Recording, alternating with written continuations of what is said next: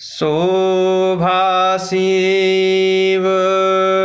सुभग दोबीरा नील पीत जल जाव शरीरा मोर पंख सिर सोहत नीके गोछ बीच बिच कुसुम कली के। इस प्रकार माता सीता प्रभु के दर्शन कर रही हैं और नेत्र मूंद कर वह प्रभु के ध्यान में मग्न हो जाती हैं। और इस प्रकार सीता जी की सखियाँ प्रेम के वश जानती हैं और वह मन ही मन सकुचा जाती हैं और इस प्रकार प्रेम को जानकर वह सखियाँ सीता से कुछ नहीं कह पाती हैं।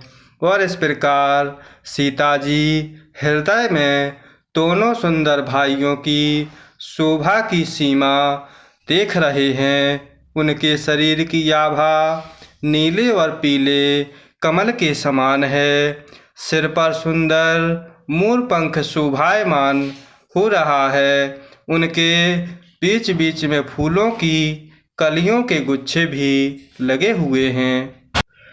बाल तिलक श्रम बिंदु सुहाए श्रवण सुभग भूषण छवि छाए बेकट भृकुटी कच घूघर बारे नौ सरोज लोचन रत्नारे।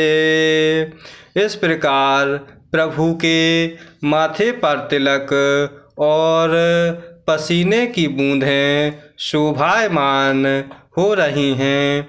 कानों में सुंदर आभूषणों की छवि छाई हुई होती है और उन प्रभु की टेढ़ी भौहें और घुंघराले बाल होते हैं। इस प्रकार वह प्रभु नए लाल कमल के फूल के समान रत्नारे अर्थात लाल लाल नेत्र लग रहे हैं।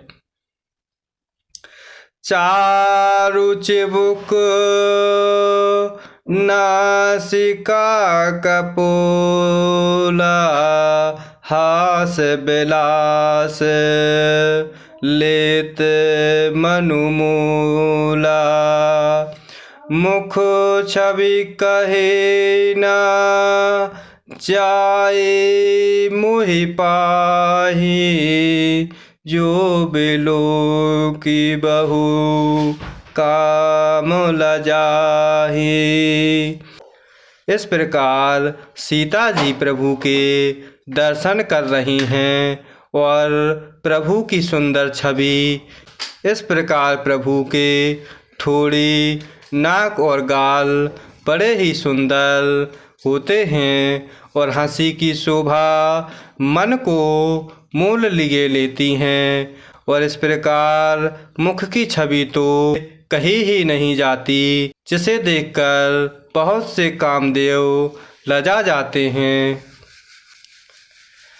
और मणिमाल कंबू कलगीवा काम कलभो कर भुजे बल सीवा सुमन समेत पाम कर दूना सांवर कुंवर सखी सुठिलोना।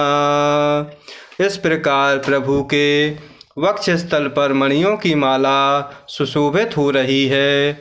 शंख के सादृश सुंदर गला और कामदेव के हाथी के बच्चे की सूंड के समान उतार चढ़ाव वाली कोमल भुजाएं जो बल की सीमा हैं, जिनके बाएं हाथ में फूलों सहित दोना। इस प्रकार माता सीता सखियों से कह रही हैं कि हे सखी, वह सांवला कुंवर तो बहुत ही सलोना है। के हरे कटे पट पीत धर, सुषमा शील निधान। देखी भानुकुल भूषण ही, बिसरा सखे ने अपान। इस प्रकार सिंह की सी पतली लचीली कमर वाले प्रभु पीताम्बर धारण किए हुए, शोभा और शील के भंडार, सूर्य कुल के भूषण प्रभु श्री रामचंद्र जी को देखकर सखियाँ अपने आप को भूल जाती हैं।